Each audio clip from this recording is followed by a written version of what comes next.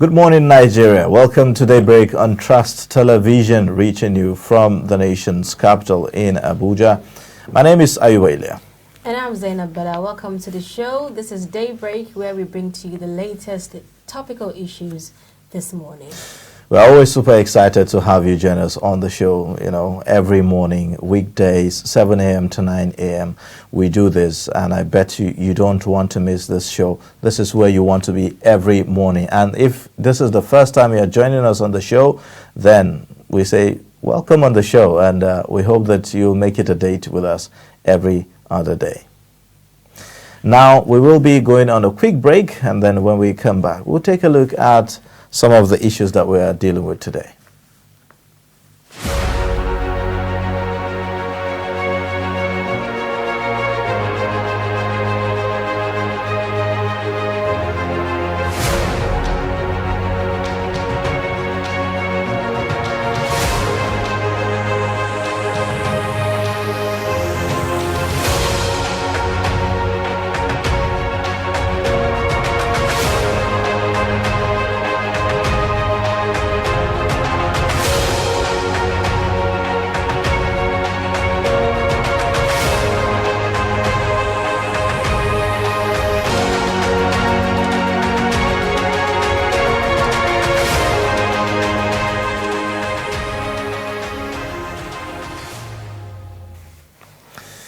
Well, thank God it's Friday. TGIF is commonly said. This is the day many hardworking Nigerians look forward to. Though for some, that's when they get to start work, really. Indeed, I can't wait, for the weekend to start as well. This is the time you get to rest, be with family and all of that. Mm-hmm. But, for on the flip side of it, if you look at it for event planners, for photographers, MCs, people that are into occasions and all of that. This is the time to cash in. The weekend is the time to cash out. Mm-hmm. So it's on the one hand a day for some to rest. On the other hand, some have been resting all the week and they get into activity over the weekend. Well, it's not same for us, is it? No, we are like a clock, always working. Always working around the clock, whether weekend. In fact, when weekends sometimes. Yeah, sometimes weekend, but what I'm saying is, for some of us, when it's time for festivity or maybe public holiday and all of that, that's when you get to really do a whole lot of work and all of that. So, it's the job that we do, isn't it?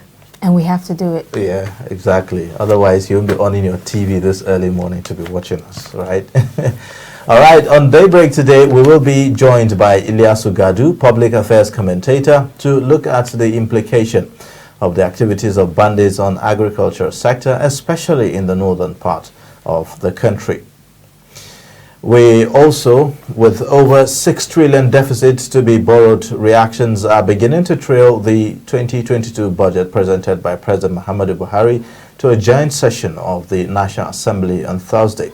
We'll be looking at that on the show as well. Well, for now, let's take a look at the events of the 8th October in world history. Join us after this.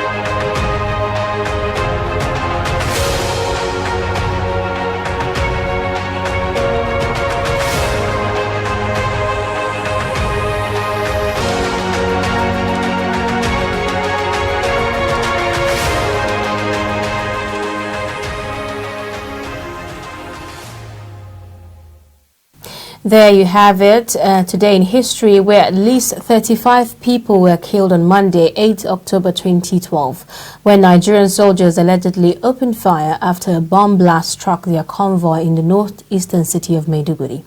Now, the Nigerian army has denied the allegation, but witnesses said troops opened fire after a bomb blast struck a military convoy, and that soldiers whipped residents before going on a shooting spree.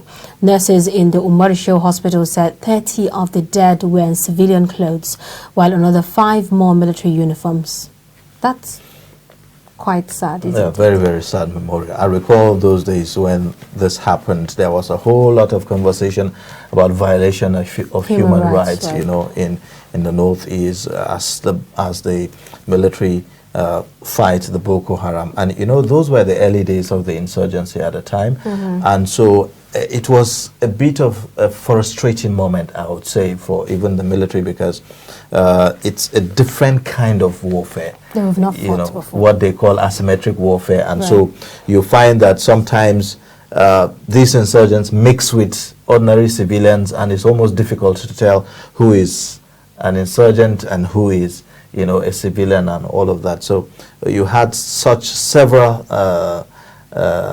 occurrences, you know, in those days. Well, But I think that's you know, we're beginning to see some kind of changes and transformations in the way military intelligence is perceived as well. Yes, definitely. With time, we saw how, you know, the operation of the military became more professional and all of that, unlike when the days were at the early stage, you know, in those days. There were several cases of human rights violation. We've had Amnesty International and other civil society organizations and, you know, non-governmental organizations raise concern in those days about, you know, violations of rights and all of that. But thankfully, I think we're getting better.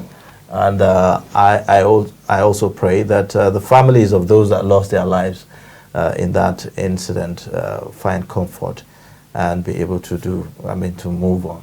Right, and may their souls continue to rest in peace. Yes. All right, we will be now taking a look at the dailies on Daybreak, and we have in the studio Suleiman, Deputy Editor-in-Chief, in the studio to take a look at the stories that made the headlines today on the papers. Stay with us. But in a situation where you find that they look like the same, not necessarily tribal or regional. but I have said that.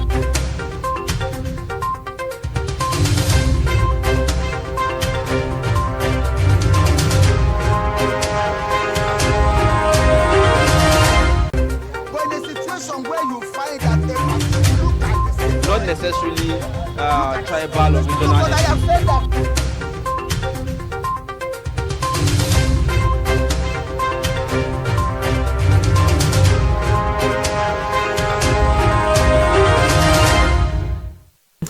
All right, thank you for staying with us. It's Daybreak reaching you from Trust Television. Now we look at the dailies on Daybreak, and we are in the studio with Suleiman, Deputy Editor-in-Chief, Daily Trust newspaper. Good Before morning. we begin a look at the papers, good morning. And well, you were whispering to my ears. You were in Maiduguri on the day that incident happened. What was it like?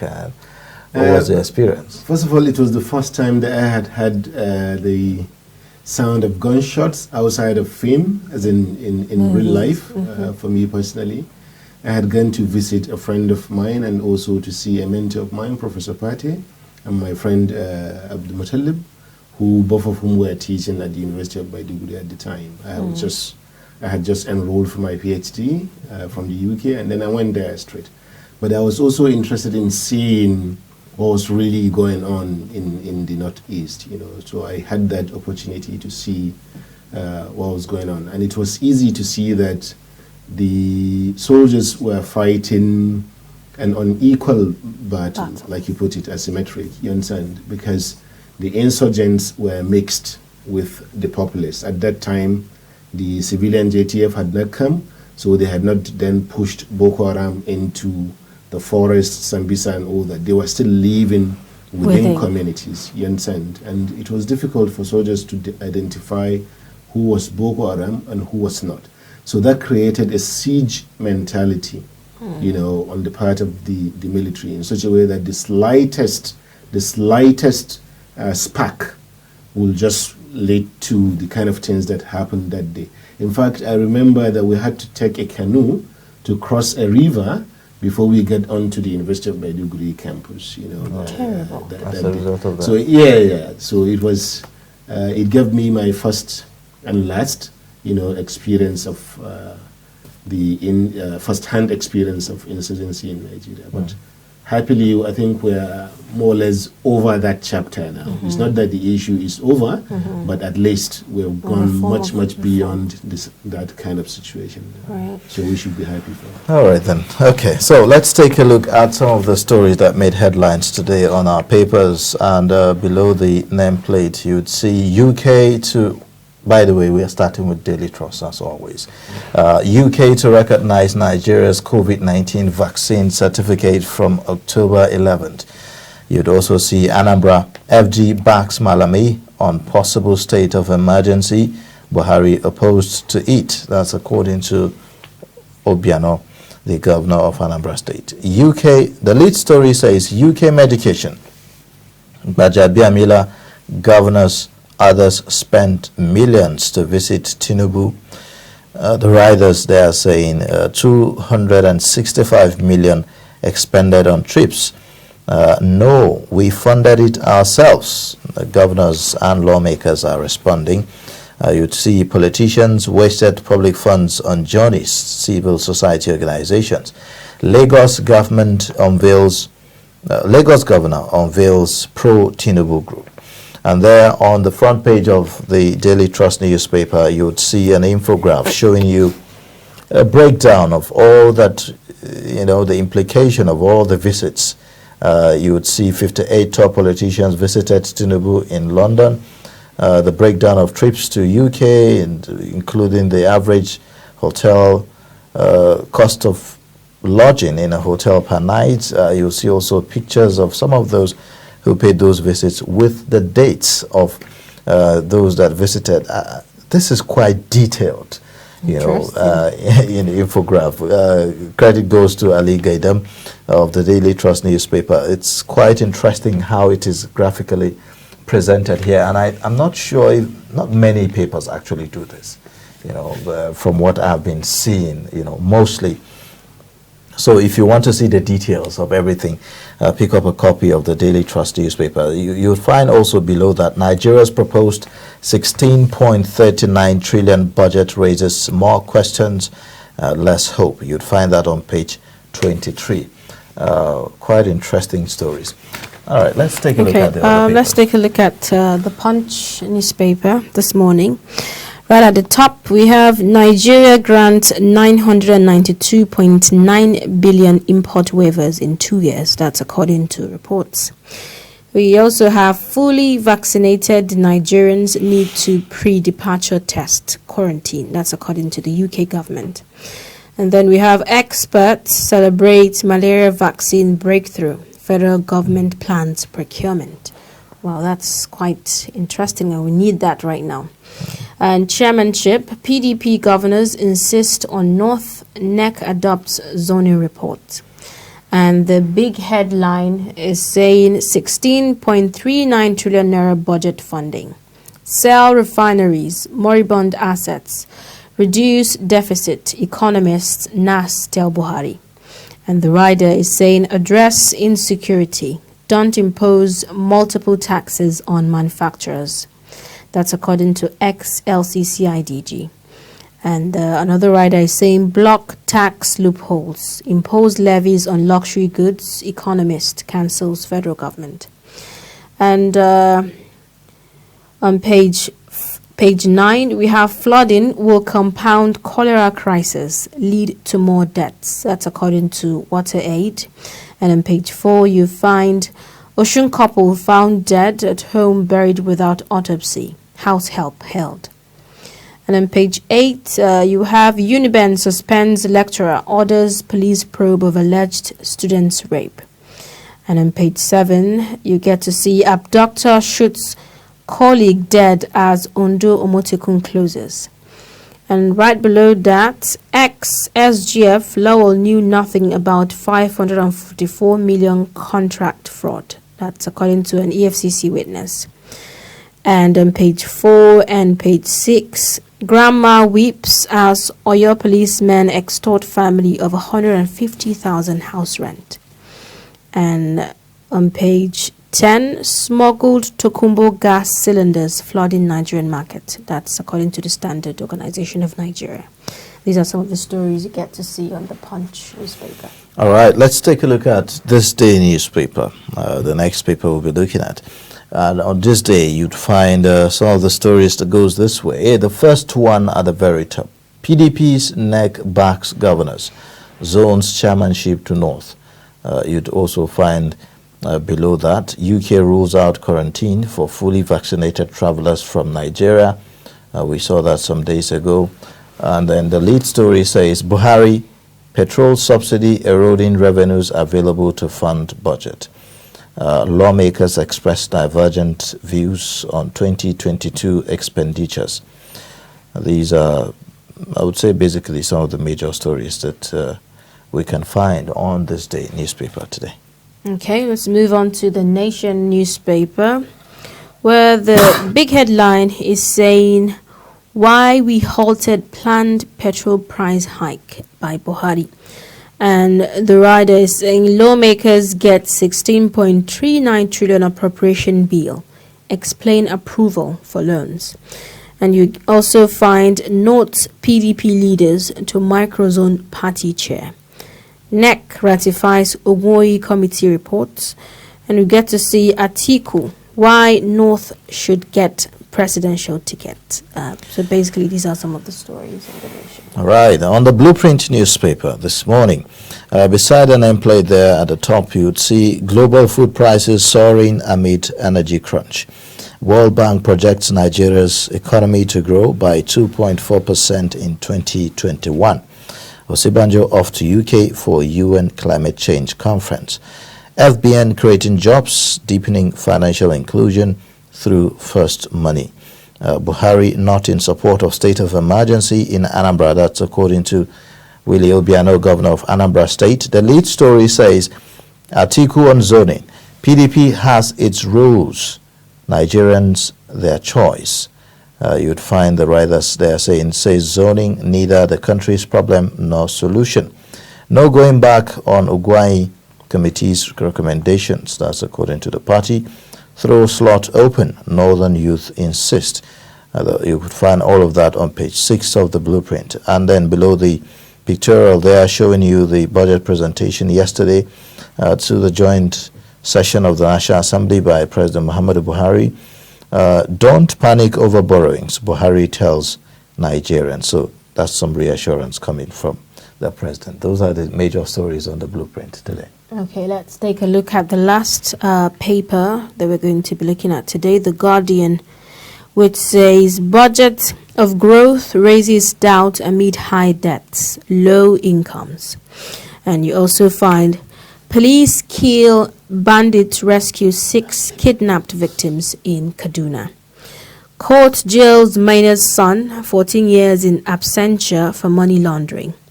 And you also get to see Soludo Ozigbo. Others lock horns as INEC releases final list. And you also have Ohaneze, Pandef, Obiano, others fault federal government's emergency rule threat in Anambra. And you also get to see PDP defers decision on presidency, zones chairmanship seat to North. All right, well, those are the stories that made the headlines this morning on the dailies. We'll begin a review of the Daily Trust newspaper that led with a story about UK medication.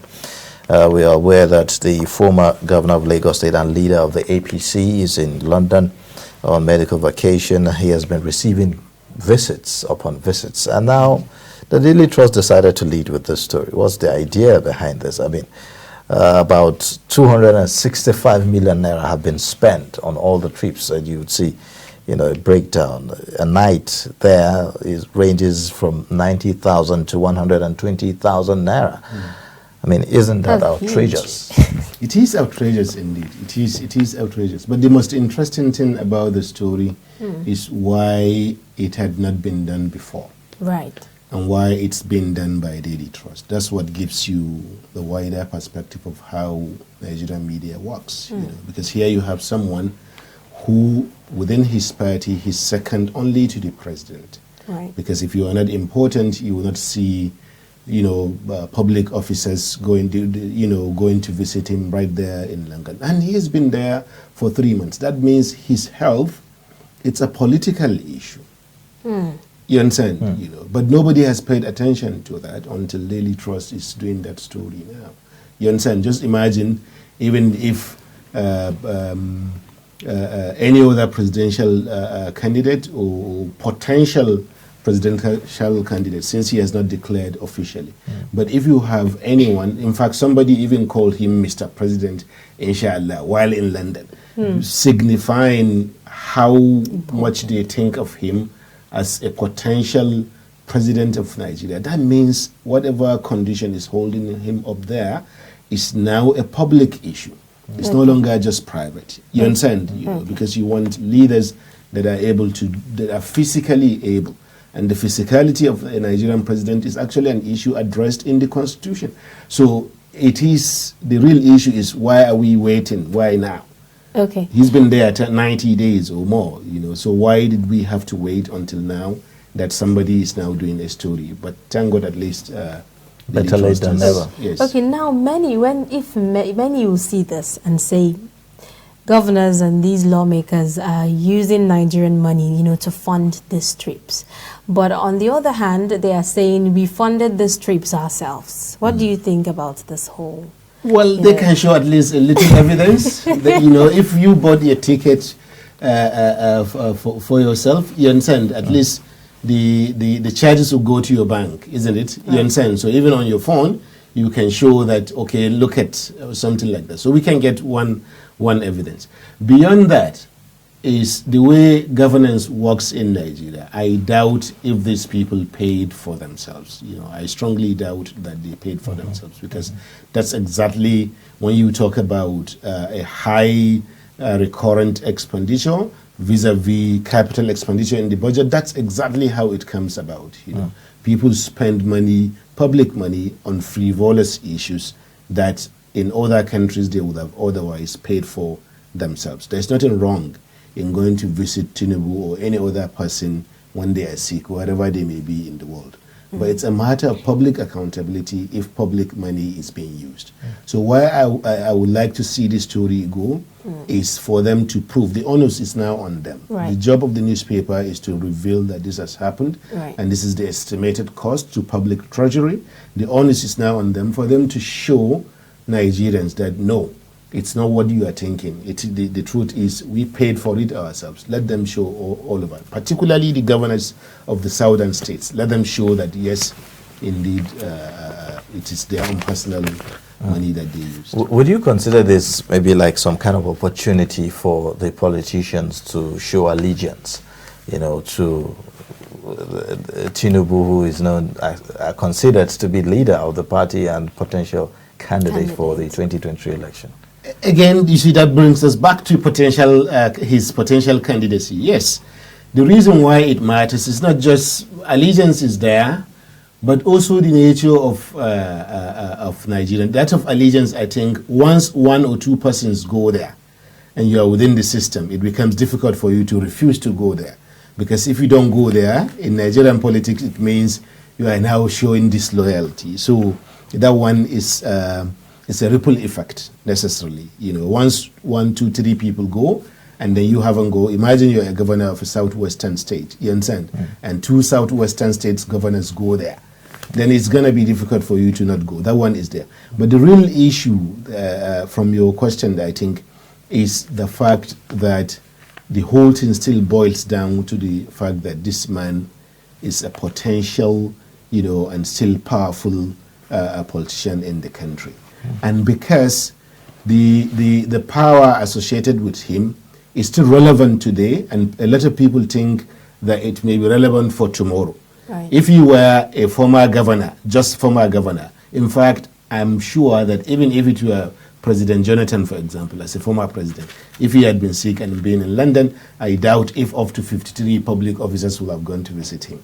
You understand? You know, so it is because people feel that he still has a future, you know, and they also want to tie their future to that of his, you know. It's about self-interest. It's not bad. It's the nature of politics. It's not bad. We cannot moralize it as being bad.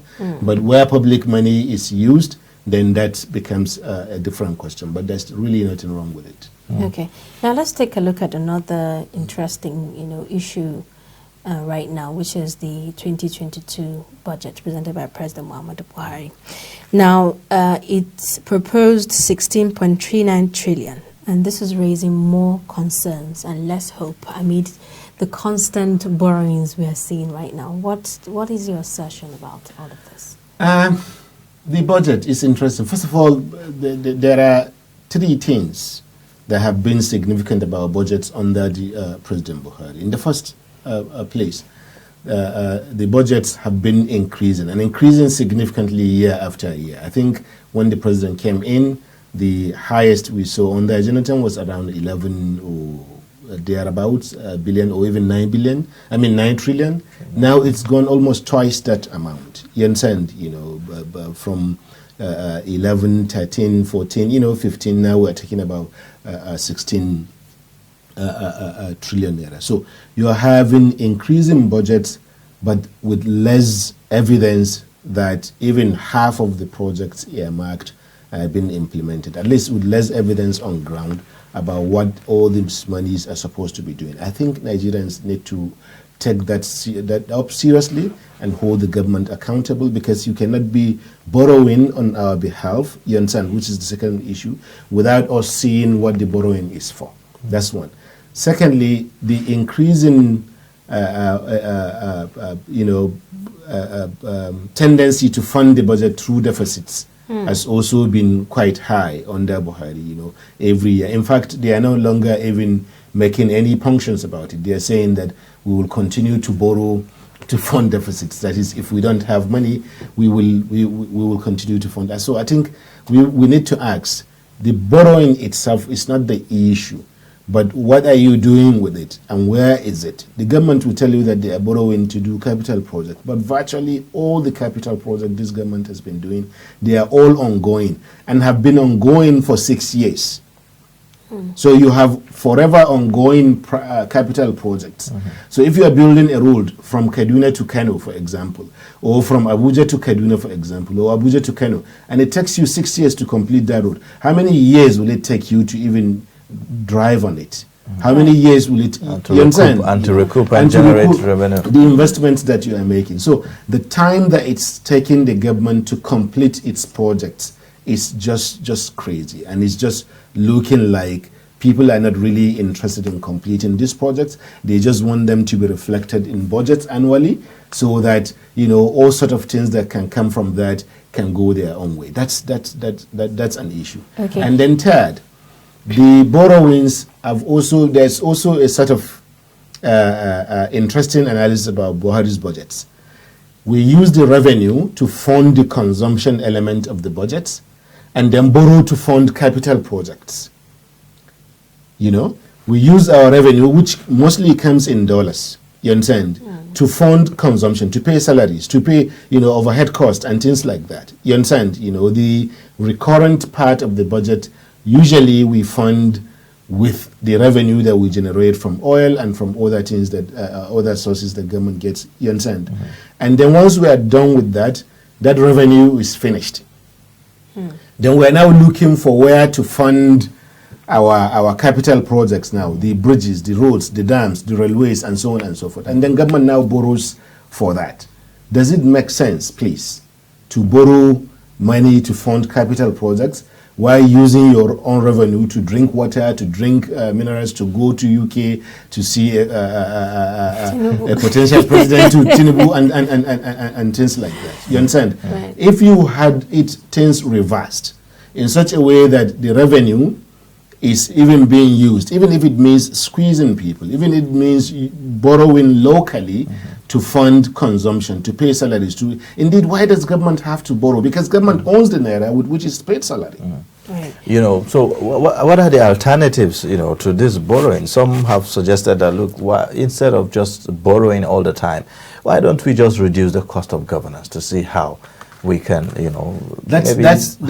agree with that entirely, but I doubt if that is going to happen anytime soon, because you would need to change the constitution for that to happen. You understand? Nigeria's constitution is based on you chop I chop. That's why it says that there must be a minister from every state in the country. So that already gives you 36 ministers. If you want to reduce the cost of governance, you can run Nigeria with maybe a dozen ministers, 12 ministers instead of 36. You understand? But you cannot do that because it's already in constitution that each state must produce a minister. That's problematic. So that's problematic. So even if you want to reduce the cost of governance, which is a good way to go, there is that angle. You understand? But how do you maintain that? Yes. Because the whole idea of having each cabinet member from each of the states is to have a representation from all the various states in the government. So when you amend the constitution and say maybe you run with a dozen ministers, how do you still ensure that there is that inclusiveness in governance? The idea that if you have a minister from my state, for example, you understand, then he represents me, is emotionally attractive. It's quite appealing emotionally. I know that there is a minister from my state. But it's part of the same, but practically, as far as governance or democratic governance is concerned, it's complete nonsense. The practice is that the minister is hardly, do ministers have constituency offices? Because constituency offices are integral to the idea of representation. They don't have constituency offices. The idea is that, okay, if you have a minister of government in government from a particular state, then those who are interested or those who know their ways from that state can, go there, get their own contracts from there and so on. It's just idea of, you chop and then I also have opportunity to chop. It is not about governance at all. And Nigerians really, really, really need to get this right. Do you see that that's a contribution to the division and yes, the sentiments that we always show? Yes, it is our own sentiments that is sustaining the kind of governance that we have. You understand? Once we realize that it is if you have a minister from my state, it's not necessarily representing me. He's going to speak in the cabinet meetings, further executive meetings, always. You may even ask him, he doesn't even know the population of the people in his state. He doesn't know the number of primary schools. He doesn't know the number of hospitals in his state. He doesn't know anything about the state. It's just that he's been invited to chop. And when I say invited to chop, I'm not even the one saying it. I'm actually quoting the words of a former minister of the federal government of Nigeria. Okay. So this is what it's about. Yes. Okay, a follow-up to that. Do you think selling refineries and moribund assets will be like an alternative to funding Nigeria's budget? Absolutely, absolutely. Particularly that of the refinery. Again, where our own emotions interfere with the kind of governance we have. You understand? As Nigerians, we have this sense that we produce oil. Therefore, we should have, enjoy it, in quotes. You understand? This doesn't work in economics, because you're only a small part of a wider market. You understand? And that market influences your actions and how much room you have even to act in the first place. You understand? So when in 2019, the former Vice President Atiku Abubakar brought up the idea that we should sell the refineries, people were feeling that, well, he wanted to sell them to his own friends, which, to be fair, in the experience of privatization in Nigeria, could well have been true. You understand? But if you sell off the refineries, two things will happen, or three things.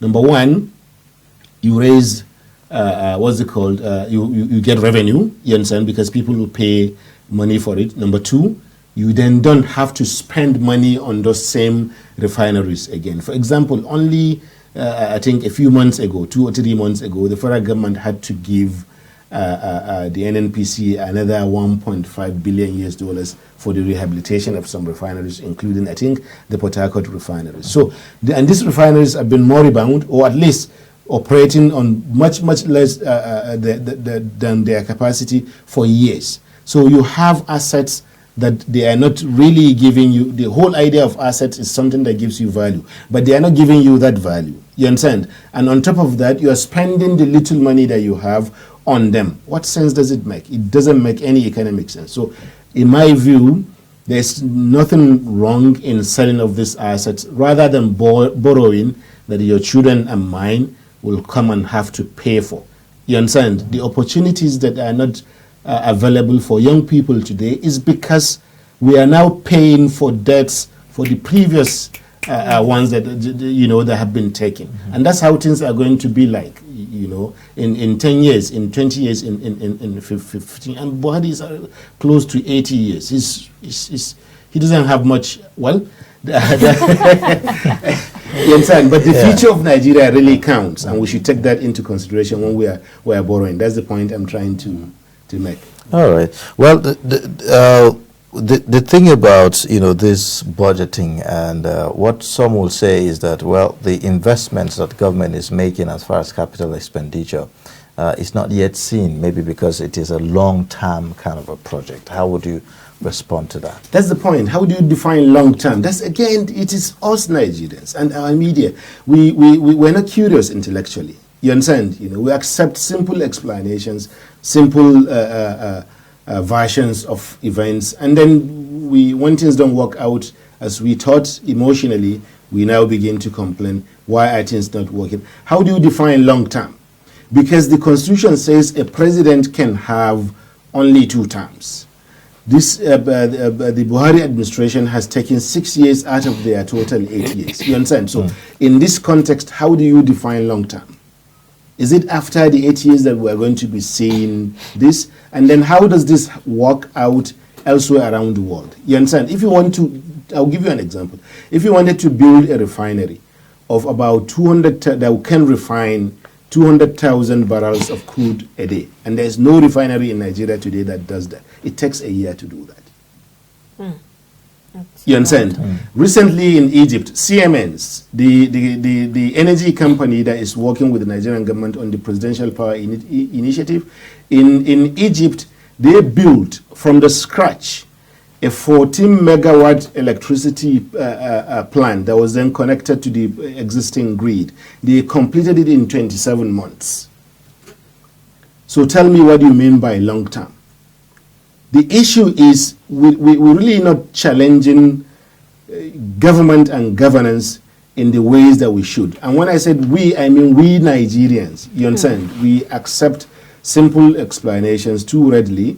And then when things don't change, we wonder why they don't change. Because the standards all around the world are different. You cannot tell me that if you do, what's it called, a project of that magnitude, 14, that's about the total capacity we have now, or 4 times the total capacity we are now able to distribute. You understand? You completed that in 27 months. The president has been in government for 6 years. How many 27 months can you have within those 6 years? You understand? So even if you take into consideration the fact that the very change in environment will mean that it will probably take longer here in Nigeria than it would in Egypt, it still doesn't mean that it will take forever. And right now, these ones are taking So why do you think that some of these projects take such a long time? Is it in terms of the funding? Why are we having this kind of delays? Is it bureaucratic processes that causes these delays? I think that's an important question. And I don't see that I can answer that in one sitting. You understand? Or a few answers will do. But there are many problems. Usually people would say corruption. People will but I did my PhD on corruption. So the understanding of corruption I always feel that is exaggerated in Nigeria, because there are corrupt countries that are nonetheless doing well.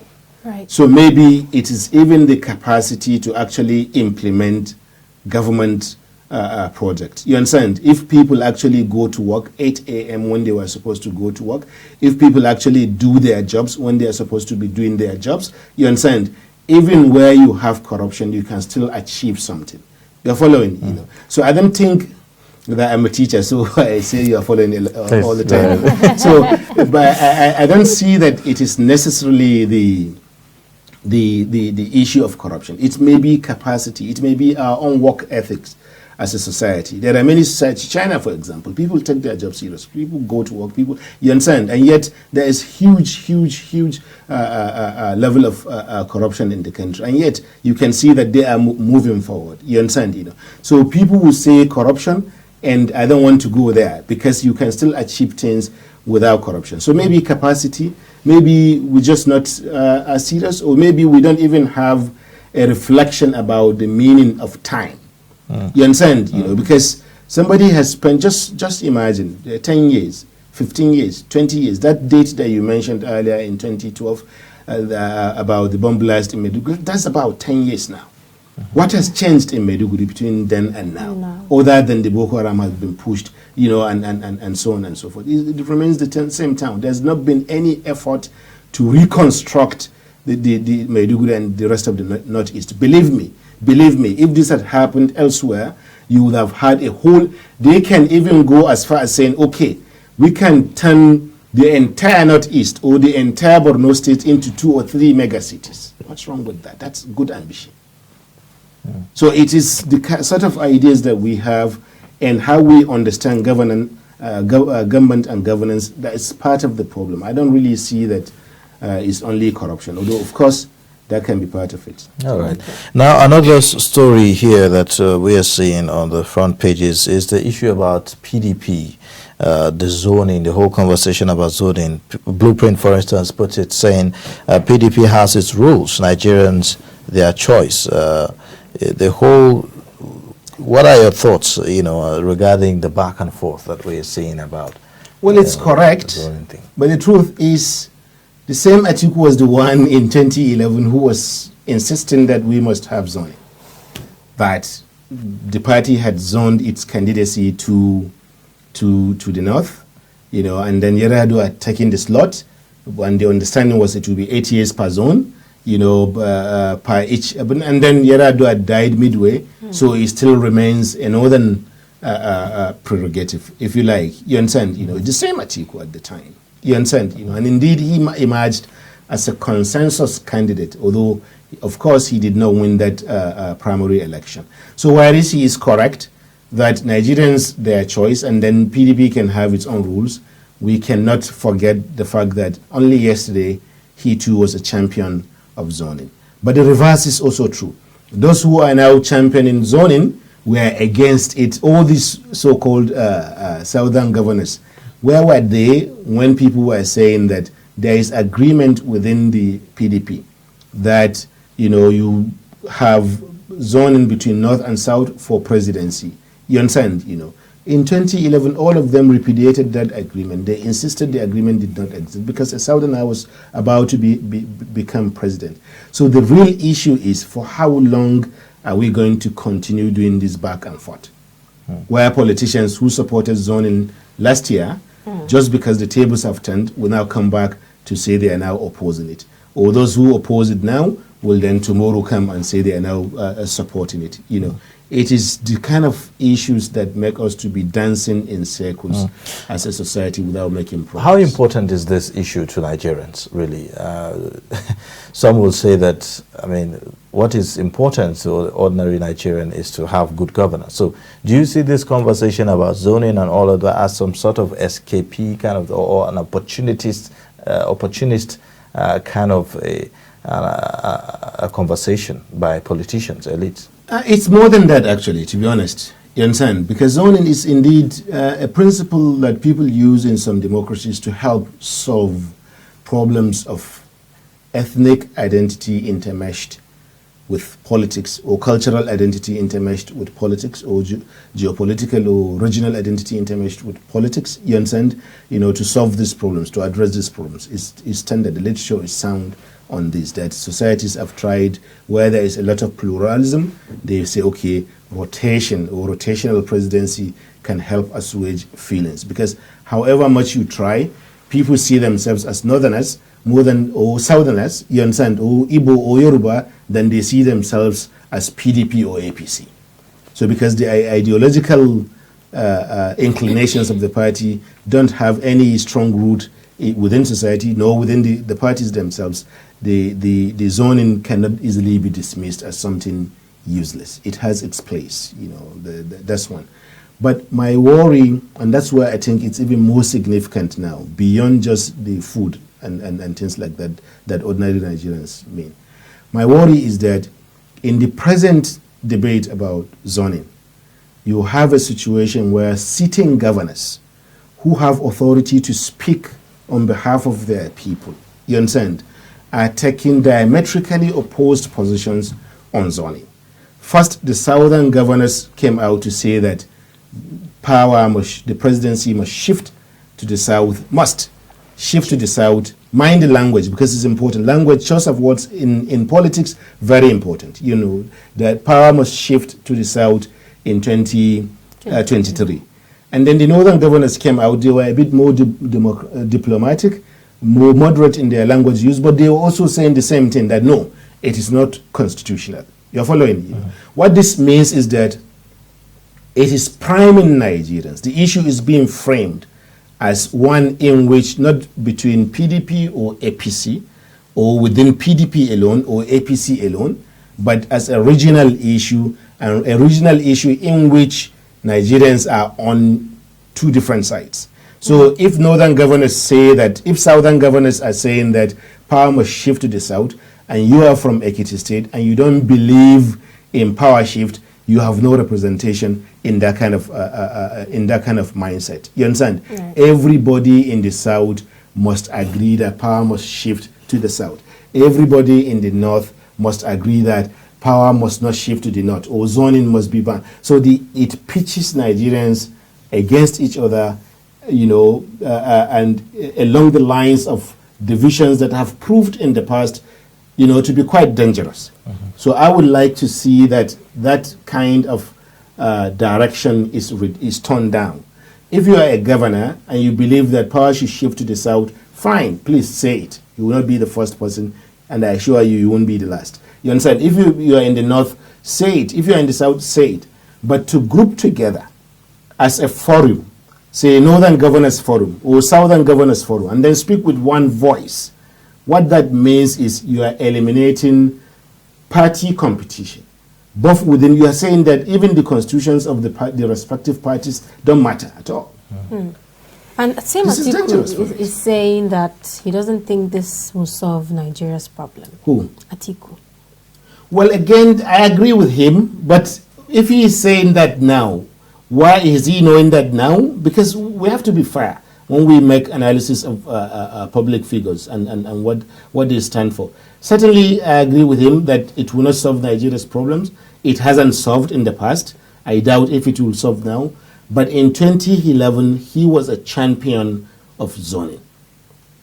So whereas we accept his explanation today, we also have to remind ourselves that only yesterday he was a champion of zoning. You understand? Right. So we can then say that maybe because it favored him then, and now it does not favor him. And if we follow politicians who change colors this way, it is again part of the crisis of governance that we have, where time is going. You know, children born 10 years ago have grown up, or 15 years ago have grown up and need jobs, and they don't have jobs. And then we keep discussing the same issues again and again and again and again. Okay. You know, Now, if this conversation is that important, because we see it virtually every eve of election, maybe I would say once we're approaching the election period, we see this conversation about zoning. So Yes. if it is that important, why don't we just constitutionalize the matter to make it some sort of a rotational kind of a thing?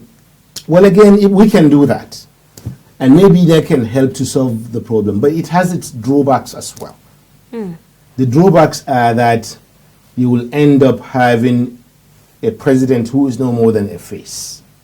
Because the key thing for democracy is that political competition. That competition between equals or between peers for any position within society. It is what brings out the best person to power. You understand? So if you say, okay, let's do it, then we know that in these 8 years, we don't have to worry. Power is coming to the south anyway. So the only competition is going to be between, what's it called? Any person in the south that can come out and win election. And in our case, it will incentivize any candidate from the south to even try to come to the north here to get to know us, for us to get to know him, for him to get to know our problems, for us to get to know how he can help us to solve them, because that's the point of democracy, a vehicle for solving problems. Right. So if you remove that element, then the whole point of campaigning, and by which I mean not giving people salt and pepper, but actually going to listen to people, speaking to them, knowing their problems and so on.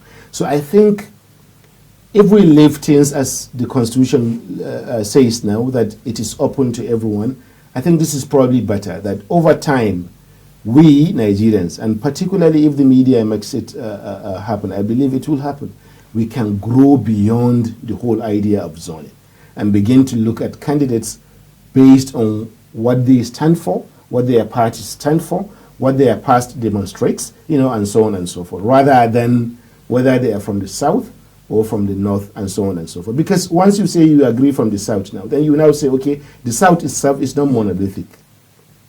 So is it going to be southwest, or south-south, or south-east? That debate will also come. And then we end up spending the entire campaign period without actually talking about those issues that you said earlier, and rightly so, that matter to Nigerians.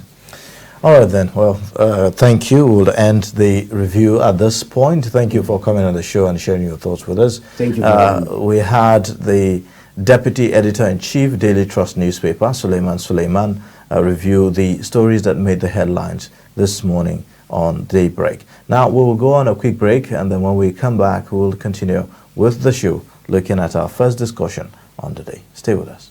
But in a situation where you find that they look like the same, Not necessarily tribal or regional. because I have said that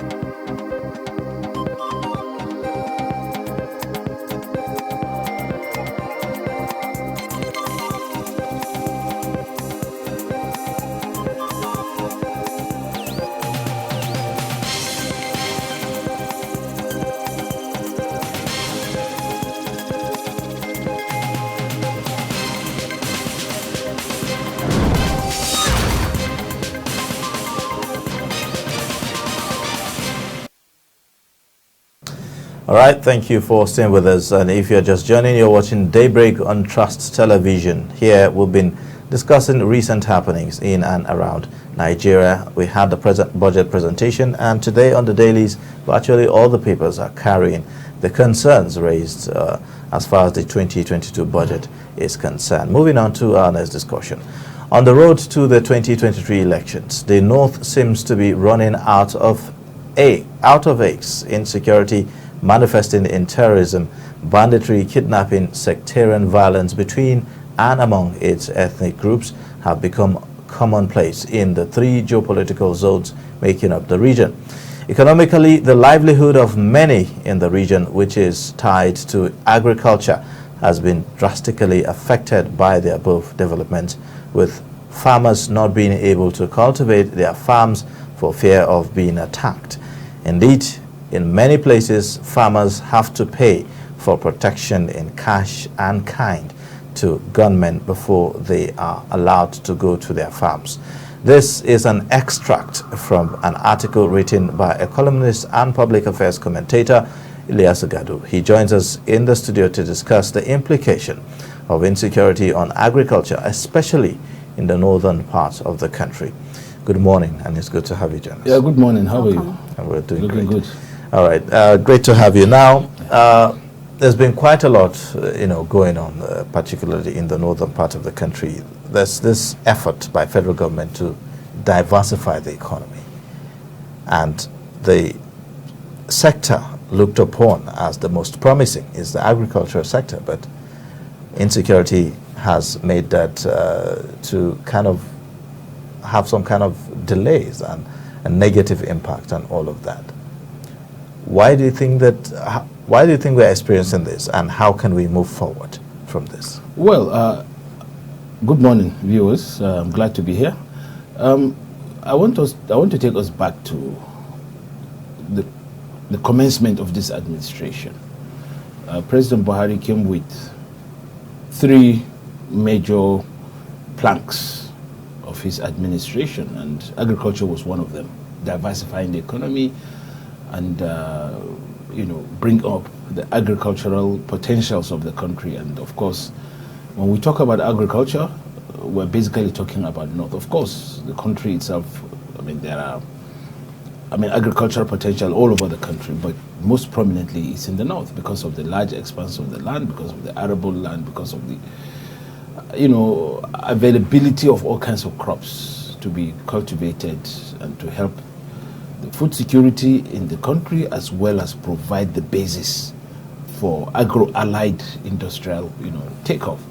And it was commendable, and of course we had quite a lot of pronouncements regarding what needs to be done or what would be done to make sure that agriculture becomes the bedrock or one of the main contributors of Nigerian economy. In fact, if you remove oil, the next most important contributor to the Nigerian economy is agriculture. Not just because of the food we eat, but also the potentials in terms of what we can grow to be able to export in terms of food, in terms of the value added to agriculture. So agriculture, and it's agriculture worldwide, is one of the most important industries in the world because of the beneficial effects across several phases of life. So when President Buhari came and made agriculture to be one of the main planks of his administration, it drew a lot of applause, especially in the North. And of course, people were looking forward to see what could be done, what would be done to ensure that this becomes, becomes into fruition. And of course, a few years into his administration, we saw quite a few, policy, changes, policy guidelines towards making agriculture, what he promised it to be. And of course, around that time, there were quite a few, some positive developments regarding agriculture. The output went up and all kinds of things. But now, we are seeing a reversal of that. And the reversal is not just about, some of the implements not getting, some of the, inputs not getting to the farmers, but also the incidence of insecurity. Now, insecurity has become so serious in some parts of Nigeria, some parts of the North especially. people don't go to farms in Katsina, Zamfara, and a few other places, Sokoto. So these are the food and agricultural producing areas of the north, and Nigeria is a lot of it.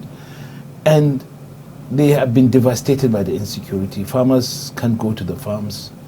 And also, you know, the bandits who have taken refuge in the rural areas have made it almost impossible for farmers to go and cultivate their farms for fear of being attacked, for fear of being, you know, killed and all that. So this has contributed towards, you know, the problems that we face in agriculture in the north. And it itself, it's something to, you know, to worry about, because first of all, one of the main planks of the administration is not being achieved. Secondly, the people have to grapple with insecurity. Agriculture is the bedrock of the rural economy. And if the people cannot farm, cannot cultivate their crops, then you are creating a problem for the urban, you know, because they are going to move to the urban areas and constitute a problem, social problem in the urban areas. And if they have to, you know, if insecurity again becomes a burden on them, now that again is a double jeopardy. Right. So really, you know, it's something that we have to, you know, consider, and the government has to consider while it faces the insecurity issue in the country, especially in the north. Now, in your article, The North on a Pedestal does not only highlight the issue of insecurity in the north. What other aspects does your article contain? No, I'm looking at, you know, well, by virtue of, when we look at the geographical composition of Nigeria, the area called the Northern Region, the former Northern Region, which comprises about 19 states now, is virtually about more than 1/3 of the country, landmass. And a good, you know, number of people live, I mean, the population of the country also, you know, live, a very high percentage of the population of the country live within the northern Nigeria. And also, northern Nigeria has played a very, very prominent part in political developments in this country. It has always been something you can call the anchor, the stabilizer of politics in Nigeria. Where issues become, you know, problematic, the north is always there to provide the anchor, to provide the moderation, to provide the direction. It may not be doing that in form of ideas, but also what it does is to provide the seeming stability where political decisions will be taken. But now, the north, by virtue of insecurity, by virtue of political, you know, political recession, so to speak, is now taking the second back seat, and that really has to do with the developments in northern Nigeria, and that, you know, and the north has now become something of it's really not where it should be. Now, you know, a lot of people have attributed this to the lack of presence of governance. In other words, ungoverned spaces in many of these rural places, which is why it's much easier for criminals to thrive in those areas, perpetrate their activities and go scot-free. You know, some have said, look, you have situations where bandits even attack villages on camels, on horses. You know, they operate for hours and no response from the security agencies and all of that. What are we doing to make the presence of governance in those local areas more visible?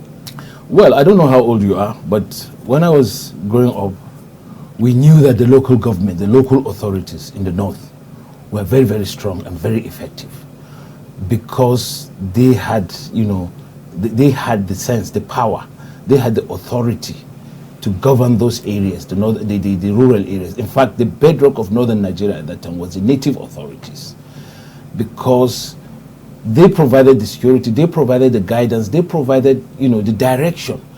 And, you know, the typical, you know, typical northern local authority or native authority is well maintained, because they had their own sources of revenue and their own means of ensuring that security and other aspects of life are maintained effectively. If you happen to be a stranger within any of the localities, your presence is known, your presence is felt.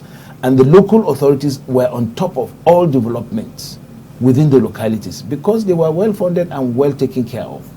But with the advent of the political, dispensation, I mean, there were of course, there was a lot of local government reforms and all that intended to make the local governments more effective.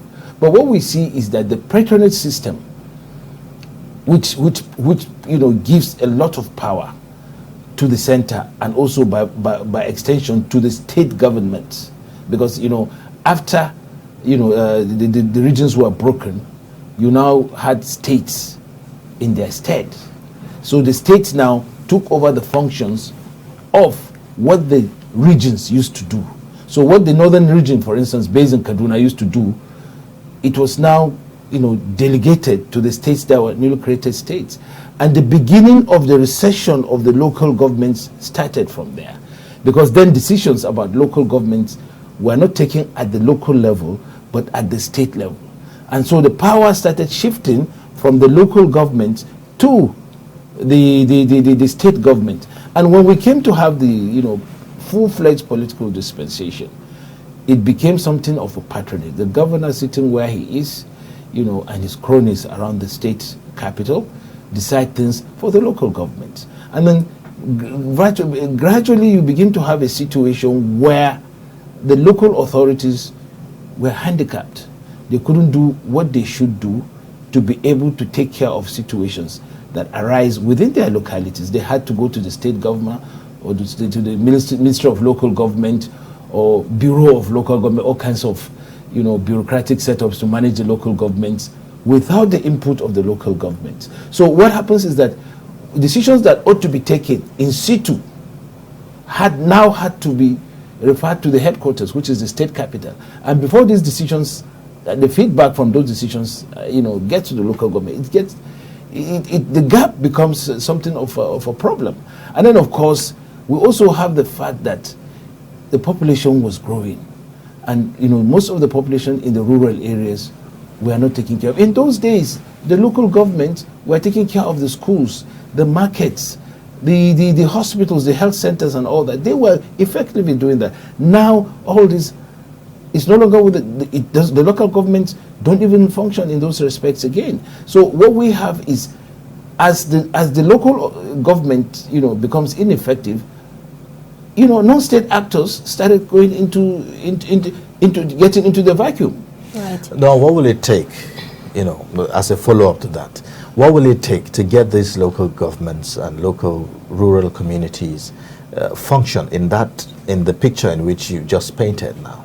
No, I think the problem has become so serious enough that even Mr. President recently, I think, signed part of what it's included in the executive order, in which he at least is trying to restore the power, the autonomy that local government should enjoy under the Constitution.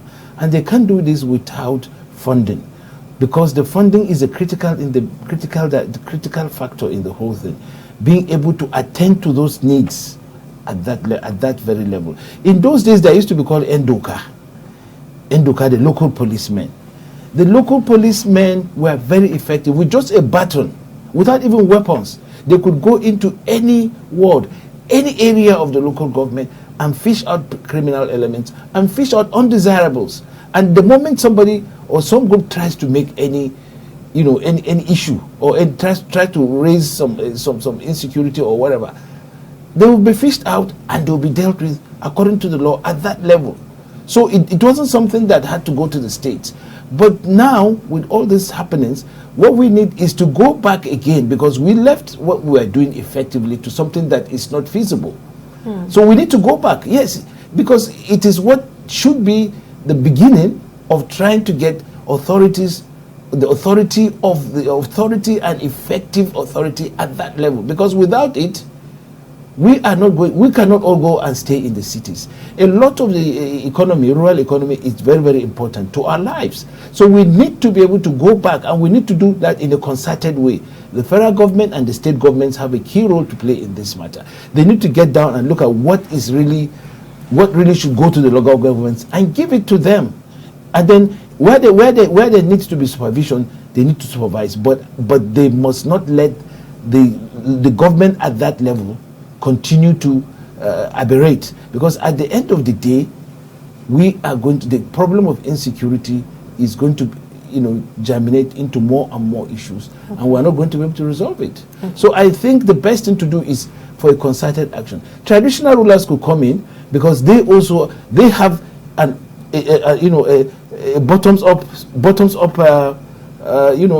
approach to the issue. The Sultan, for instance, the traditional rulers of the northern Nigeria, should come into the matter, because we're talking about a level of government that is practically non-existent at the moment, and that is why these things are happening at that level. Because if we had those effective authority of the local government at that level, we wouldn't be having this. Even if we have it, it will be to the level that can be managed and be stopped. But right now we don't have those things, and it's getting worse. By the time it gets to the point where we cannot go to our local governments, we cannot travel between the towns and the cities, or between towns and towns, because along the line there are local governments. Okay. Now, because of this crisis, bedeviling the North, you mentioned in your article that southern political elites are using this as a mantra to succeed power in 2023. Do you think they're going to do any better? Well, it's not a question of whether they're going to do any better. But the issue is, when you have a region of the country that has been the bedrock of stability, itself insecure, looking very unlike what it used to be, and with all the coterie of officials, coterie of top people, statesmen, unable to get their hands on it for one reason or the other. Then, of course, in Nigeria, the whole thing is about political, competition. And whereas the North has always been the stabilizing factor in Nigerian politics, today the North itself is in need of stabilization. Then, of course, the other people who are competing with the North are going to say, well, look, you're not what you used to be. You're not what you say you are. So because of that, you now become a legitimate target for political competition.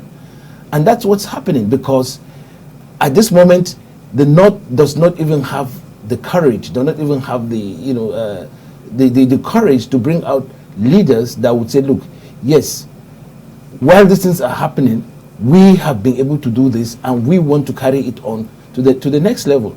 It's just a matter of physician heal thyself, and if the physician cannot heal himself, so who is he to say anything to you? Become a legitimate target for political sniping by your competitors and by your supposed enemies. In this respect, the southern political elite. Now, do you see this whole happenings, these recent realities, the insecurity, the lack of governance, I would say that the absence of governance at the rural level and all of that, as a pointer to the need to revisit the conversation about Nigeria's federalism, to perhaps have a review of the federal structure that is currently operating in Nigeria? Do you see this as a pointer to it? Well, my problem with people who talk about, true federalism, there's no false federalism. And for that matter, there's nothing like true federalism if you want to talk about it in those respects. A country or a federal substructure, determines the kind of federalism that suits its purposes. For instance, America is a federal setup. Its federalism differs from what obtains in Australia, and that of Australia differs from what obtains in Germany. These are federal setups, federal republics. So everybody does the kind of federalism that suits itself. Now, in the First Republic, out of the political evolution, political happenings of the First Republic, or events before leading to the First Republic, we saw the need to create a federal system where, of course, we had regions based on regions. Then we had the northern region, the western region, the eastern region, and eventually the southwest region. Now, it's all part of trying to see what, how we can decentralize. And the constitution of those days helped to, undergird, the system we had. Now, of course, some people said there was, it was not good for unity, that we shouldn't have one area of the country, where we have, virtually the setups then were like states within the states, and people felt it didn't go well with the need for unity, and so they took actions, of course, violent actions, and they tried to unify the country, and of course, it set the stage for subsequent developments, and we ended up having states. From the 4 regions, we ended up having 12 states, and subsequently more and more states agitations came up. Now, the basic principle of federalism is about, devolving powers to federating units. Some call them regions, some call them provinces, some call them states. But the most important thing is to make sure there is a balance in in the country, so that, there won't be a concentration of power. I think we've managed it well, but the issue here in this country, it's not about the system, it's about the actors. The actors are the ones who have a winner-takes-all mentality, and they don't do what they're supposed to do. And that's why we have problems, issues with our federal setup. It's not about the system itself or whether it's working or not. It's about the people who make it work. You can't have democracy without Democrats. And if we want to have a federal system, we need to have people who believe and who want the federal system to work. So that's why, what we have today, there's nothing wrong with it. The setup we have there's nothing wrong with it. You mentioned earlier, that there's some sort of over-centralization of power at the center, and the concept of federalism that some of the experts, public commentators have spoken about, is where you have subnationals strengthening the center as opposed to the center now trying to strengthen the subnationals. So some said that that's what is currently obtainable in Nigeria and is not sustainable. How would you respond to those lines of arguments? No, I did say earlier on the setup we have, the basic principle, nothing wrong with it. It's the actors. It's the actors. For instance, the state governments are executives in their right. They have their powers recognized by the Constitution. They have they also share some powers with the federal government. Now, but a situation whereby the same state governors that are accusing the federal setup or the center of being overbearing over them also practice the same thing in their states, locations. This. It's not the problem of the system or the structure, but the problem of the individual. How can we get more money to the rural communities? For instance, some have raised issues about the sharing formula, for instance, where the federal government takes the highest percentage and all of that. And you have states and then the local governments. But some will expect, or I would say in an ideal federal system, you would expect that the local level have the higher percentage of the revenue derivation and all of that. So how would you reconcile this? No, first of all, the revenue formula we have now is not meant to be cast in stone.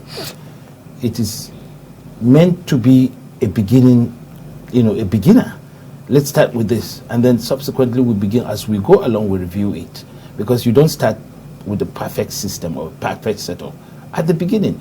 As you move along, some of the issues you observe in the practice of the setup you are having, you need to look at them again, tweak it, and say, look, we need to have this thing. We need to be able to give more powers where powers are needed, and then remove those where those powers are not needed, so that we have a balance. Because right now, we need to make the states to be self-sustaining to a very large extent. because there's a lot of potentials in the state. There's a lot of untapped resources, untapped potentials in the states. But because of the overbearing nature of the federal system, based on, on the center, based on, revenue earning, commodity oil, the states are not doing anything. So the states, for instance, a lot of the states can develop agriculture, can develop tourism, can develop, industry. Some states have the potential to be industrial. In fact, the states should be the offshoots of the economic development of the country, with the federal government providing the necessary guidelines and policies and all that. So now that frees this federal government from taking decisions on what the states ought to do. But this, as I said again, is something that has to be done by people who believe in the system, who believe in practicing that, not people who want to be overbearing. The state governments who are asking for this, let's put them on the pedestal. Let's ask them, what have they done in their states? The same people who are asking the federal government, or who are tasking the federal government about the need for the federal government to get off their backs, are not getting off the backs of the local governments. Okay, now like you said, it's the system. Our system is working, but it's the actors that are not doing what they're supposed to. Very much so. So who is responsible, for making them function as they are supposed to? First of all, we have institutions. We have this system is supposed to be, it's supposed to have the executive. You're supposed to have the legislature and the judiciary, and you also have institutions like the parties. The political parties ought to come in, because it's not the job of one person. The federal government, if it decides to say, look at what President Buhari has done. He signed an executive order asking that the local governments be given the right to at least handle some of the finances. The people who are working against it are the state governors. He also said there should be, some funding, independent funding for the judiciary. That is a willingness on the part. We can criticize the President Buhari and the federal government, but that shows a willingness of devolving some of the power. Let's start from there. Then from there we can go up and begin to look at other things that needs to go to the states and to the local governments, because this is part of this is the structure of the constitution. So we need to go to that level. But the state governments are resisting. They are resisting this because they feel it's an assault on their power. Fine. But then what is the rest? Power is nothing without control. Power is nothing without responsibilities. So it's a concerted effort. We need to be able to move from one level to the next level. And the next level is getting needed constitutional changes to be able to effect this. And that is why the National Assembly and the judiciary to provide a legal framework, and the National Assembly to provide the enabling laws, and so that we can begin to devolve these things to the states and make the states to be functioning as they should. All right. Now, let's take a look at the budget presentation yesterday. Now, President Muhammadu Buhari on Thursday presented the sum of 16.39 trillion naira as the 2022 budget proposal to a joint session of the National Assembly. The president, who addressed the session of lawmakers from both chambers, unveiled a crude oil benchmark price of $57 per barrel and a daily production estimate of 1.88 million barrels per day. Now, while giving a breakdown, the president said 768.28 billion naira is for statutory transfers, 6.83 trillion naira for non-debt recurrent expenditure, and 5.35 trillion naira for capital expenditure, while the 2022 budget deficit is projected at 5.20 trillion naira. Take a look at the clip from that presentation. Rate. A total expenditure of 16.39 trillion naira is proposed for the federal government in 2022. The proposed expenditure comprises a statutory transfers of 768.28 billion naira, b non-debt recurrent costs 6.8 trillion naira, and C, personnel costs of 4.1 trillion naira. D, pensions, gratuities, and retirees' benefits of 577 billion naira. E, overheads of 792.39 billion naira, and F, capital expenditure of 5.35 trillion naira, including the capital component of statutory transfers.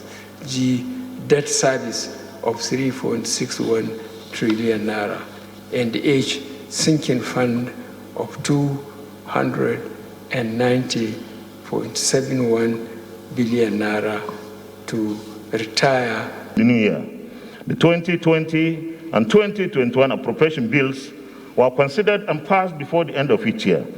The distinguished and honored members of the National Assembly remain committed to working on the 2022 appropriation bill and pass it before the end of this year. Mr. President, the Nigerian economy and indeed our citizens are benefiting from the early passage and assent to the 2020 and 2021 appropriation bills now acts. The House has passed several important resolutions relating to healthcare access, primary education, rural infrastructure deficits, and national security that require actual funding. Where these restrictions have not been included in the appropriation bill, the House will work with the Senate and the Executive to see that the final version of this appropriation bill includes necessary allocations to implement these resolutions and give full effect to the benefit. All right, thank you for staying with us. This is Daybreak on Trust Television. Now, one aspect of that budget presentation that many have raised eyebrow over is the issue of the deficit of that budget and how it's going to be sourced. Basically, the expectation is it's going to be sourced from borrowing, and many people are saying, look, we have been borrowing. Borrowing, our debt profile at the moment compared to our revenue generation ratio, when you put that side by side, where are we lacking? How can we service this debt that we are just borrowing? Well, intrinsically, debt is not a four-letter word. Every country lives on debt. In fact, our whole lives is predicated on debt. Debt for the air we breathe, for everything. So, and one day we're going to pay for it by dying. Right. But then it's what you live for. There are some who spend the whole of their lives, taking debt and not doing anything with the debt. Some people take the debt and do something with it and create something out of it so that other people will also benefit. Now, in the case of a country like Nigeria with so much resources, so much potential, it doesn't, we need to borrow, definitely. We need to borrow to finance, to develop, to settle a lot of things, a lot of social, political, economic, all kinds of, we need to. But the issue is not the debt. The issue is what do you do with the debt? Now, if you are borrowing just to eat, practically to eat, what I mean eat in the Nigerian sense, you're not doing anything, you're not adding value to the debt. People borrow because they want to do something so that it will generate something that would now generate something, value to the debt. So in this case, it's very disturbing that every year in, year out, we are not able to close the gap between what we borrowed and what we are doing with what we borrowed. Because we are supposed to be borrowing to be financing development in the country, so that those things that we are spending the money on could create further basis for our economy to grow, and then we grow out of the debt that we have taken. But in this case, every year we borrow to finance the borrowing.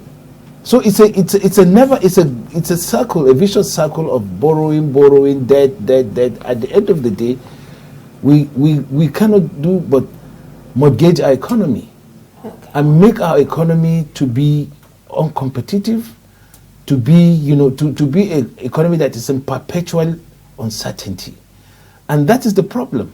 And that is why, you know, a lot of Nigerians are raising issues about why we need to borrow. Every other day when you open the newspapers, you listen to the news, it's about Nigeria borrowing from this, borrowing from that, borrowing from IMF, borrowing from China, borrowing from internal sources, borrowing from this. We seem to be running a government of borrowing. And that's the problem, because when are we going to use those funds that we have borrowed for things? Now, the government will say we are doing infrastructure, fine. But will this infrastructure grow themselves out of the debt that they have that they have been piled up? That is the question. Or we borrow just to pay salaries. We borrow just to, you know, to do, you know, fanciful projects that really do not, you know, provide the basis for economic development. Now that is the lacuna, and that is what we should be worried about, because if subsequent government come and they cannot provide the services that we want or we need, or provide the background or the bedrock for economic development, that will be a serious issue, because Nigeria needs to develop. Nigeria needs to be able to get its economic acts together. It needs to borrow, but it needs to borrow responsibly, borrow so as to be able to target those areas that will give us the leverage for further growth, so as to be able to, you know, provide the basis for economic development and to grow out of this. We have the potential. This is a country that can market itself anywhere. Right. But the marketing is what we have not been able to do. Okay. Now, President Muhammadu Buhari, in his presentation, said defense and internal security will be given top priority. Do you think this will help curb the security situation we're having right now? We've heard about that. We've heard about that. We've also heard about how the defense funds have been utilized, and it's not to our liking. We need to have accountability. Yes, we know we have insecurity, but some of these problems could be solved by proactive measures. It's not always that you have to apply, you know, you have to apply weapons to the whole thing. There are a lot of proactive issues that you should do so that the issues do not become unmanageable. Then it will not become something for you to manage before it becomes multifaceted.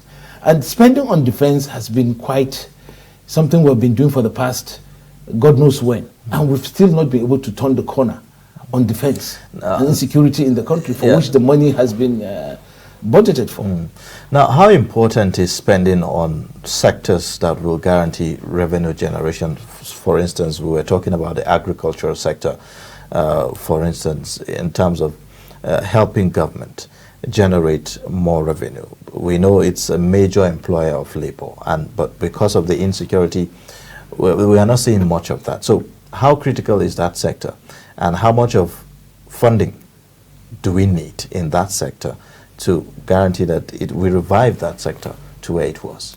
In most countries of the world today, agriculture is the bedrock of those countries. First of all, you need agriculture for food security, which is very critical for a country like China, for instance. It's about 1 billion plus people. They don't import food. If they have to import, it is to add value to what they have. But basically, they have solved that problem. And the rural economy is also the bedrock of China's economy, because that is from where they get a lot of, some of the inputs for agriculture, for agricultural, agro-allied, industries. And hey, look, agriculture it's a country like, for instance, Denmark or Netherlands. A great deal of the GDP they generate comes from agriculture. We have quite a lot. We have arable land to grow plantation, farming, to grow cotton, to grow, coffee, to grow tea. These are things. We take coffee every day. We take tea every day. I mean, if you look at the total value, the value chain of agriculture is so enormous. Wheat, cassava, all these are things we could do to be able to grow the rural economy, and by extension, the economy add more to the GDP. Now, all this needs a concerted action, concerted economic action, backed by political will. Now, a situation where the agricultural potential of the country is facing insecurity, then you have not started, because then what you are going to have are things that will grow out of that insecurity, that neglect of that very sector. Because the agriculture employs more people than the rest of than any other sector in Nigeria. In view of the insecurity, there are some who have said that, look, for us to ensure the safety of farmers and for us to encourage more farmers to go into the farming, perhaps there is a need to look at the approach in which we do farming. It doesn't look like we've moved from the peasant kind of farming to the mechanized farming. That's where we are. And so some have said, look, why don't you bring these farmers together in clusters and then support them with machines or machineries, to be able to grow, to be able to, produce in large quantities and all of that. Would you say that that will be a great changer? No, well, the agricultural development, I mean, the trajectory of our agricultural development, especially during the colonial times, was to produce cash crops to service the colonial economy, the international economy. That's why we had things like cotton, tobacco, cocoa. They are all basically to provide, the colonial economy with something to process it abroad and bring it back here as finished products. Now, we have a challenge between providing cash crops and providing food crops. Now, and also making sure that we have the market for them. In that respect, we don't have a problem in terms of the market for agricultural products, because apart from a huge market we have in Nigeria, we also have the West African market. Now, we need, of course, agriculture needs a lot of spending. You need to spend a lot. You need to be able to organize the farmers into rural cooperatives, rural areas, so that you provide them with all the inputs they need, as you rightly said. Provide them with settlement. Provide them with, basic things of life, so they don't have to leave that area, so that they don't have to leave that particular locality where they're doing their agriculture. They can concentrate in that particular locality and do farming in a satisfactory way with a large, with large plants, with plants that are very, very, huge plants, so that, because what we have here really in this country is just agriculture for subsistence, not really for real food, full-scale production, agro-allied, because there are a lot of potentials of agriculture that we have not even touched. We have not talked about the dairy aspect. We have not talked about the other aspects like processing. We have not talked about all these things. We are still at the level where agriculture is just basically subsistence. We have huge lands unutilized. I mean, the distance, if you travel between here and Kaduna, which is a distance of about 2.5 hours, basically, there's huge land that is left untouched, unutilized. This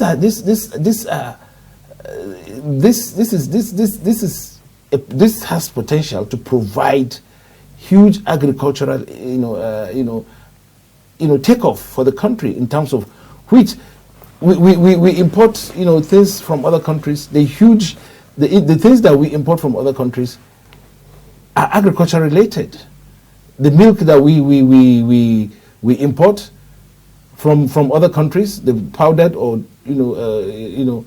milk we import, the other type of milk we import, come from other countries, come from the agricultural industry of other countries. Why can't we do them here? We have herds of cattle, we have land for cattle, rearing cattle, animal farm production and all that. So all these things are things that we need to spend. The EU's budget on farming, on agriculture, is unbelievable because of the primacy, the importance of agriculture. We buy apple, all these things, you may think these are little things, but if you take a look at the totality of what we expend to be able to import these things into the country, it's enough to set up our own industries. And it's also, apart from the fact that we're going to have the value of agricultural inputs, we're also going to have the value of settling people in that area. We're going to have the virtue of the value of developing our agricultural potentials in terms of research and all that, so that to be able to get yields, we don't have to wait until it's the season of this before we can eat. We can grow varieties, agro-technical and all kinds of things. These are things, the entire value chain of agriculture is so vast We have not even touched anything out of it. Now, President Buhari, has justified, the reason for some of these borrowings, saying we borrowed our way through 2 recessions. Do you think that is justifiable?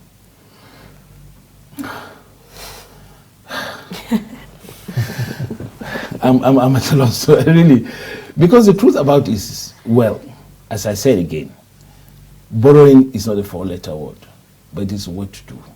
Now, if you say you borrowed out of a recession, what really have you, what lessons have you learned? What concrete things have come out of the borrowing you've made?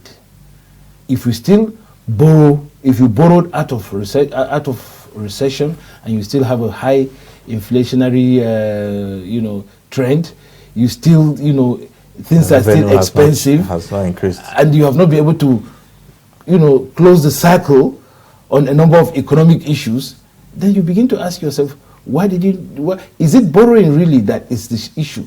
Or is it about other methods that you need to do to be able to domesticate the economic system? We have a lot of high capital flight in this country. That capital goes out of this country to go and come back in form of debt to us. The debt that we get from other countries actually come from the capital that comes from this country. So why don't we plug those loopholes and ensure that, look, for instance, if you have to send your child abroad to go to school in any of the universities abroad, there has to be an education tax system. Okay, yeah, you are sending your child abroad to go to school in XYZ country. He has to pay. Since you have the money to pay for your child's school abroad, you must be able to pay here. So you must be able to say, okay, yes, I'm going to pay XYZ amount of money to educate my child in XYZ country. Then the government must make sure that that money that you're going to spend to improve another person's educational system, part of it comes here. So we begin to plug all these loopholes. Because when you borrow, and you borrow just to continue with the consumption habit and not to production habit, then the essence of the borrowing is defeated. And I cannot really see the connect, because what the president is saying about borrowing out of recession. You grow out of recession. No, not borrowing out of recession. You grow out of recession by producing more, by selling more, so that you now cut the deficits against other countries. And then, of course, you make your currency strong, so that people begin to buy more from you.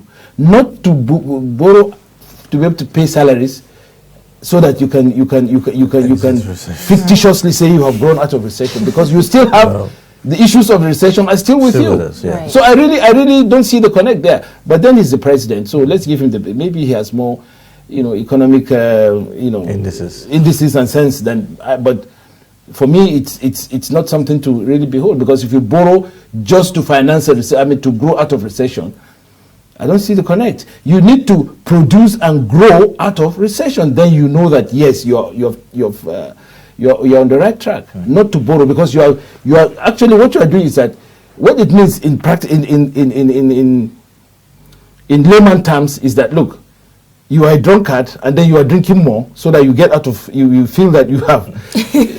No, I'm not saying that Nigeria is a drug country, by the way, but what I'm saying is that analogy, because when you have that kind of challenge, what you need to do is to find ways of plugging the loopholes, and then using the plugs that using the monies realized from the plugs into channel it into those areas that you have not, you have neglected, so that those areas will provide the spur for you to spring out of your problems. That is what needs to be done. All right. Well, thank you so much for coming on the show this morning and sharing your thoughts with us. We've been speaking with Ilyasu Gadu, public affairs commentator, talking to us about Nigeria's opportunities in agriculture sector and the 2022 budget. Thank you for coming. I'm glad to be here. Thank you very much. Yeah. All right, we'll take this quick break and have a look at our sports in 60 seconds. And when we come back, the show will wrap up. Please stay with us. Hello, and and welcome to Trust Sports in 60 seconds. The CIES Football Observatory have produced a study of all 98 squad playing in Europe's top 5 leagues, the Premier League, La Liga, Bundesliga, Serie A and Ligue 1. The CIES report says City and United boast the two most expensively assembled squads in Europe's top 5 leagues. Even when he's thousands of miles away, Andy Murray has still managed to get himself in bad books at home.